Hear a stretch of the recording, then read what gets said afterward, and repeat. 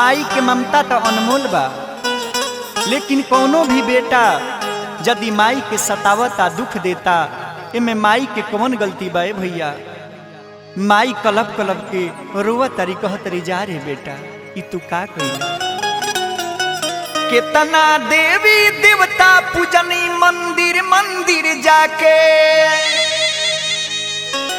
तोहरा के बलवान बनवनी आपन दूध पिया के, काहे होई गईला इतना कसाई बबुआ, तोहरा होखी नहीं कबहू भलाई बबुआ, तोहरा होखी नहीं कबहू भलाई बबुआ।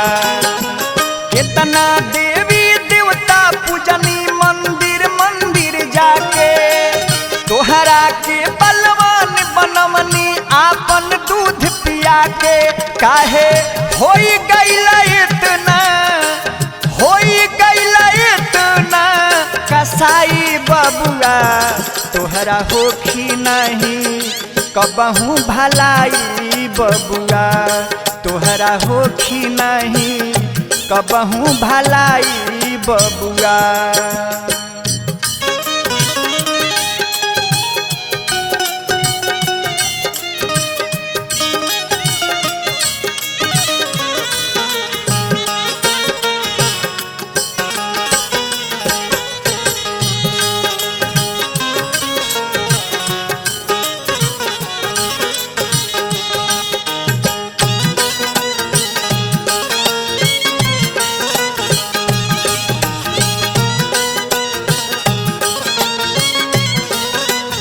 माई कहली कि ये बबुआ तनी वो दिन भी याद कर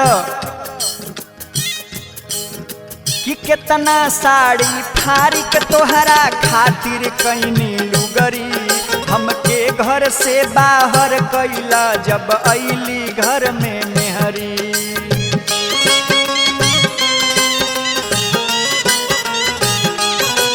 हो कितना साड़ी फाड़ी के तोहरा खातिर कईनी लुगरी, हमके घर से बाहर कैला जब अइली घर में मेहरी। अपने सूत तारा ओढ़ी के कि अपने सूत तारा ओढ़ी के रजाई बबुआ, कब होखी नहीं तोहरो भलाई बबुआ, कब होखी नहीं तोहरो भलाई बबुआ।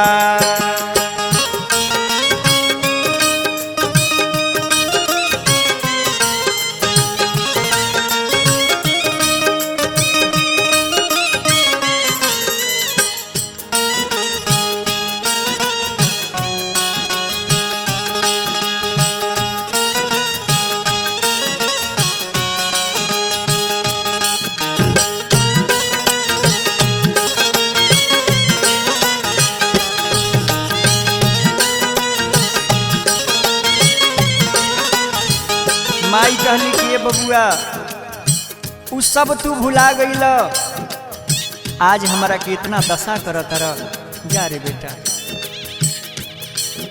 कि जेह दिन तू धरती पर अइला रहे बहुत मजबूरी, तोहरा खातिर घर घर जाके कईनी हम मजदूरी।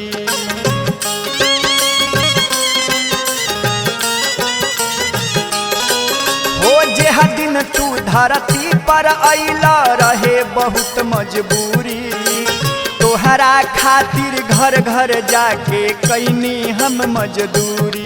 काहे पल भर में क दिहला, कि काहे पल भर में क दिहला पराई बबुआ, कब होखी नहीं तोहरो भलाई बबुआ, कब होखी नहीं तोहरो भलाई बबुआ।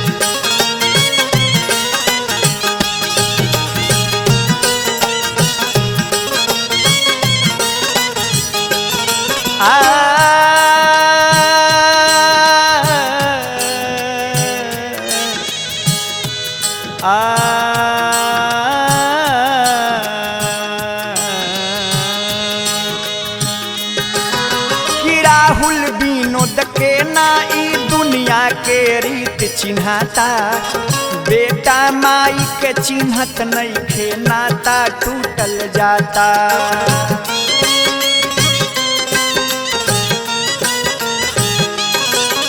कि राहुल विनोद के ना ई दुनिया के रीत चिन्हाता, बेटा माई के चिन्हत नइखे नाता टूटल जाता।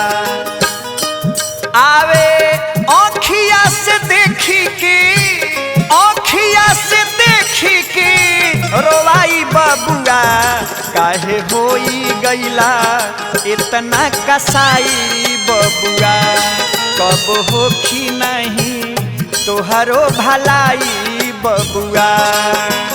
कितना देवी देवता पूजनी मंदिर मंदिर जाके, तोहरा के बलवान बनवनी आपन दूध पिया के, काहे होई गईल इतना, होई गईल इतना कसाई बबुआ, कब होखी नहीं तोहरो भलाई बबुआ, कब होखी नहीं तोहरो भलाई बबुआ, कब होखी नहीं तोहरो भलाई।